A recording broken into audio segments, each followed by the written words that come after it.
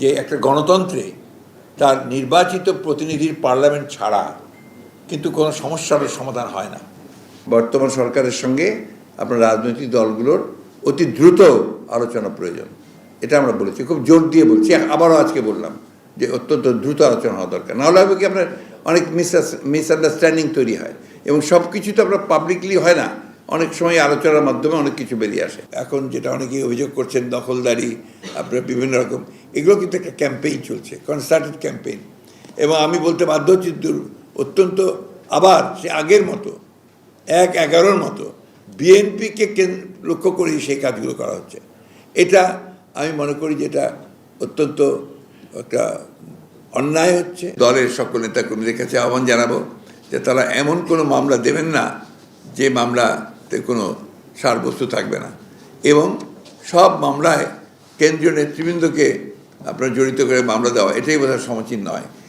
আমার একটা সতর্কের কথা আছে, কিছু ফেস আছে, তো কিছু ফেসগুলোকে দেখলে আমরা খুব ভয় পাই। আরও কিছু দেখি যে যাদের আপনার কোনোদিন দেখিনি, হঠাৎ করে তারা আপনার মিডিয়াতে ফ্রন্ট পেজে চলে আসছে, তার বক্তব্য, তাদের থিওরি, এগুলো আপনারা প্রচার করছেন। এটা সুস্থ গণতান্ত্রিক প্রক্রিয়ার জন্য খুব আমার কাছে মনে হয় যে খুব একটা আপনার ভালো বিষয় না আর কি। খেয়াল করে দেখেছেন আপনারা, নিশ্চয়ই আমার চেয়ে ভালো বুঝবেন, আমি কারো নাম বলতে চাই না, কিছুই বলতে চাই না, যাদের কখনোই দেখলাম না, কোনোদিন তারা সামনে আসলেন না, দেশের মানুষের সামনে আসলেন না, আপনার কখনোই দেখলাম না, এখন হঠাৎ করে দেখি তারা একটা ফ্রন্ট পেজে চলে এসছেন। তাদের স্বাভাবিক, আসতেই পারে, সব কিছু ঠিক আছে, কিন্তু তাদেরকে আমরা চিনি না, তাদের বক্তব্য কী বলতে চান, কী করতে চান সেটাও বুঝি না, দেশের মানুষ বোঝে না। দেশের মানুষকে গিয়ে জিজ্ঞেস করে যে কোনো মানুষকে বলবে যে হ্যাঁ ভাই, একটা নির্বাচন তো এখনই দরকার।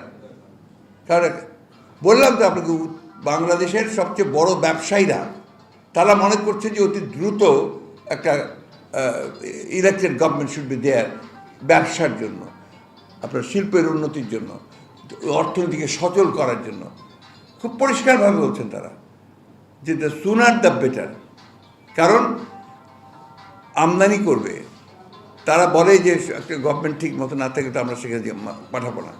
যারা রপ্তানি করবে তারা বলছে তোমাদের একটা ইলেকটেড গভর্নমেন্ট না থাকলে তো আমরা ওখানে ব্যবসা করবো না। তো দিস আর ফ্যাক্টস। আপনারা যে কোনো বড় ব্যবসায়ীর সঙ্গে কথা বলেন, ব্যবসায়ী লিডারদের সঙ্গে কথা বলেন, দিস আর ফ্যাক্টস। শুধু আমি জানি যে আমাদের ইকোনমিকে আপনার রিফর্ম করা দরকার অতি দ্রুত, ব্যাঙ্কিং সিস্টেমকে রিফর্ম করা দরকার, আমার মনিটারি সিস্টেমকে রিফর্ম আনা দরকার, 100% ট্রু। তো এটা যত তাড়াতাড়ি করা যায় সেইটাই ভালো।